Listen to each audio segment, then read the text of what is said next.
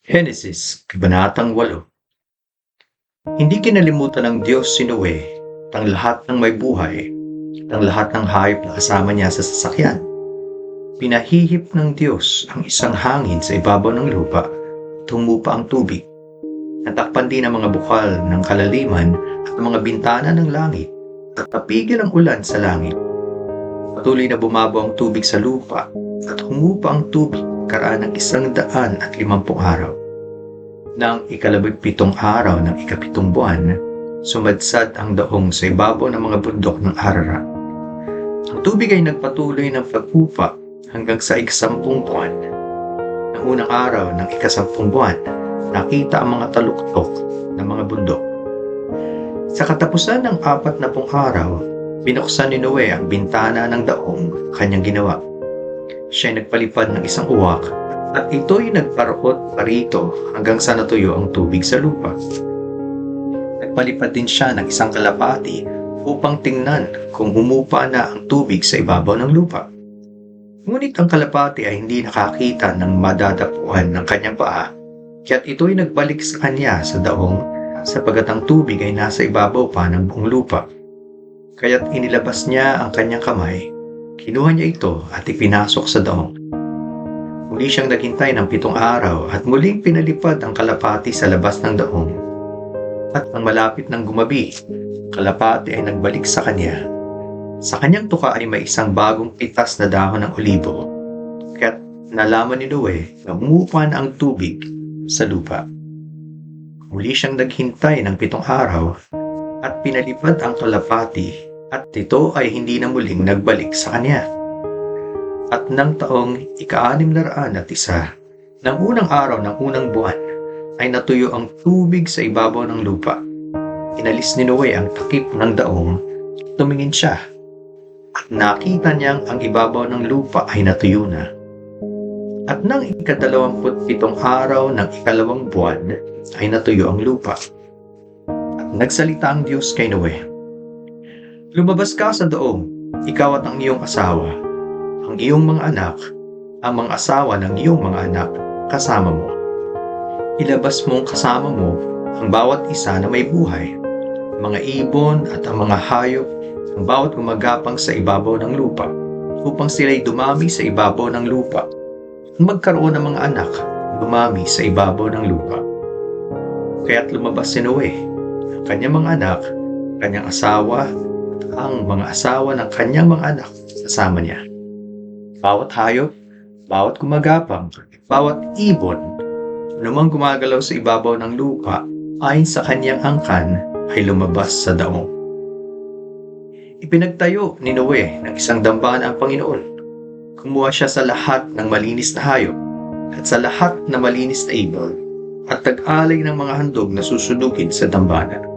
At sinamyo ng Panginoon ang masarap na amoy. At sinabi ng Panginoon sa kanyang puso, "Hindi ko na muling susumpain ang lupa dahil sa tao, sapagkat ang haka ng puso ng tao ay masama mula sa kanyang pagkabata. Hindi ko na rin muling lilipulin ang lahat ng nabubuhay na gaya ng aking ginawa. Habang ang lupa ay nananatili, ang paghahasik at pag-ani, ang tag-init at taglamig, ang araw at gabi ay hindi hihinto." Mga aral na matututuhan sa Henesis Kabanatang 8. Ang Henesis Kabanatang 8 ay naglalaman ng pagtatapos ng malaking baha at ang pagsisimula ng bagong yugto para kay Noe at sa kanyang pamilya. Narito ang mga pangunahing aral na maaari nating matutuhan mula sa kabanatang ito. Una, hindi tayo kinakalimutan ng Diyos. Sa simula pa lamang ng kabanata, binanggit na hindi kinalimutan ng Diyos si Noe, maging ang mga kasama niya sa arko. Sa kabila ng mahabang panahon ng paghihintay at pagsubok, hindi kailanman nawawala ang kanyang presensya at pagmamahal. Gayon din ang kanyang pangako sa mga nagtitiwala sa kanya ngayon. Ayon sa Isaias, Kabanatang 49, talatang 15 at 16, "Ngunit hindi kita kalilimutan. Narito, aking inanyuan ka sa mga palad ng mga kamay ko.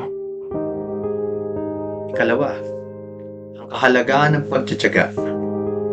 Nang magpadala si Noe ng uwak at kalapati, natutuhan niya ang maghintay. Hindi agad bumaba ang tubig.